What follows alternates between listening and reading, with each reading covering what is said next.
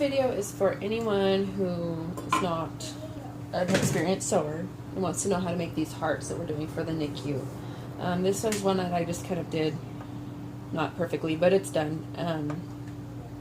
Just tried to do a video, and then Lukey was making a whole bunch of noise in the background, so hopefully this time I'll be able to do it and you'll be able to hear what I'm saying. So I have 2 cut hearts here, ready to go. One is fleece, and fleece is pretty cool because it doesn't really have a right or a wrong side. It does, but for this purpose it doesn't really matter which side is the right side. So you're going to lay that down, and then you're going to take your flannel or cotton or whatever you have. The right side is the side with a nice pretty pattern. The wrong side is just blank usually. Mine is pieced together because I didn't have a large enough piece to make a heart. So I used a couple different fabrics and pieced it together.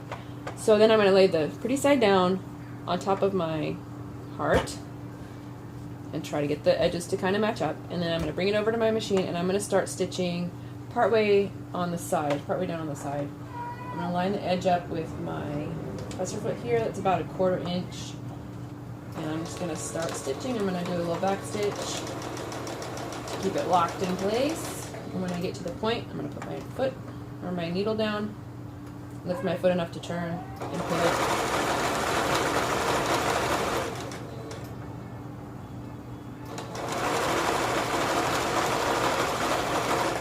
And I'm just stitching around. The thing about fleece is because it's technically a knit, it stretches a little bit, whereas flannel does not. So if you want to pin it, go ahead and do that. It'll help it keep it even, or just be, somewhat careful. And my back stitch, I'm not going all the way, meaning with my other stitch, I'm leaving a gap about, inch and a half. Probably about 1.5 inches there. So I've got it sewn around the edges, except for this little gap right here where I'm going to pull it through. But first I need to clip into the corner here on the point on the bottom carefully without cutting my stitches. I'm actually going to trim them a little bit away too, just to remove some of the bulk so it'll lie down better. And then at the point up here, and I'm going to trim into my seams a little bit there too. You don't have to do that, it's just something that you can do. It'll help it lie a little bit flatter. And really we should trim just little slits on the curves. It'll come out better in the end. Again, this part you don't have to do, but you definitely want to trim at least into the seam at the top point and the bottom point. Okay? And then you can turn it out. Kind of smooth out those curves.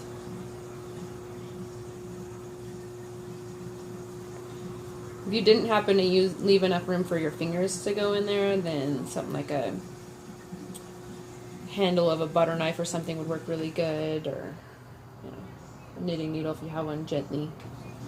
So you don't want to pierce the fabric, you just want to kind of turn it out. So I've got it turned out here. Let's see. There we go. And now I'm going to either hand stitch this little spot closed here or machine stitch it. I don't have my needle out to hand stitch, so I'm just going to do it with my machine. I'm kind of folding the edges in, if you can see that there. And folding the edges in and kind of pinching them together. My fingers are my pins. And then I'm going to stitch it closed. And actually, if you do the fleece side up, it shouldn't stretch as much. Quick tip. And you can just stitch across. You can just stitch across that opening to close it up, or you can stitch all the way around the heart. I'm going to stitch all the way around the heart because I just like the way it looks a little bit better. But it's, it's not a huge deal if you do it the other way. It's fine.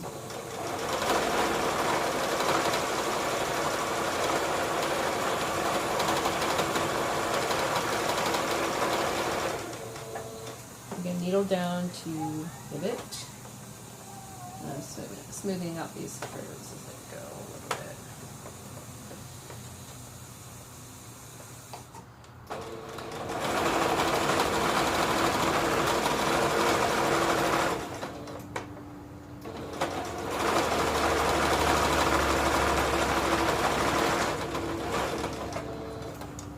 Okay, and then we're going to clip these threads. And there we go, we got 2 hearts done for such a great cause. So thank you for watching the video. I hope it helped.